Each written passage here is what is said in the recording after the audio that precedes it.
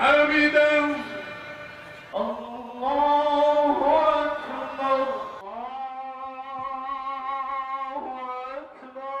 الله لمن حمدا الله أكبر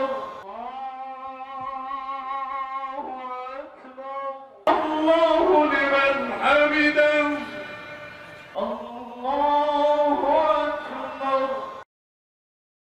শেষ করতে পারছি, আল্লাহ শুকরিয়া।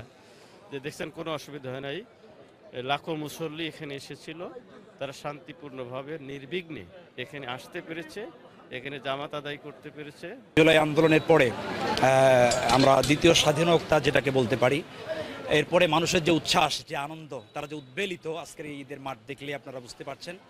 আলহামদুলিল্লাহ, আজকে নামাজে মানুষ অত্যন্ত আনন্দের সাথে তারা কোরআন হাদিসের কথা এখানে শুনেছে। আমি মনে করি আজকের এই ঈদগাহের মাঠে নামাজ আদায় করে সবাই অনেক খুশি। অনেক দিন ধরে ইচ্ছা ছিল এখানে নামাজ পড়ার, ভালো লাগছে। অনেক প্রায় 2-3 লাখ মানুষ তো হবে অ্যাটলিস্ট, অনেক ভালো লাগছে।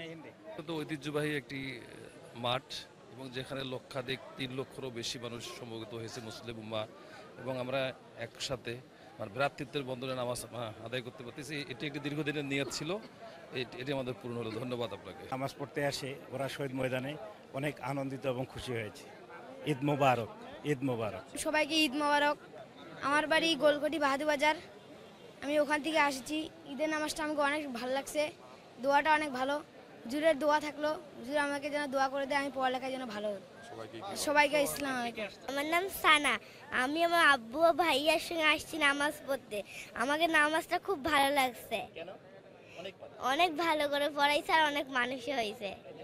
বিশেষ করে জুলাই গণ অভ্যুত্থানের পরে এত সুন্দর একটা পরিবেশে, বিশেষ করে দিনাজপুর এই ঐতিহাসিক মাঠে আমরা নামাজ পড়তে পারলাম, এই জন্য সর্বোপরি শুকরিয়া, আলহামদুলিল্লাহ।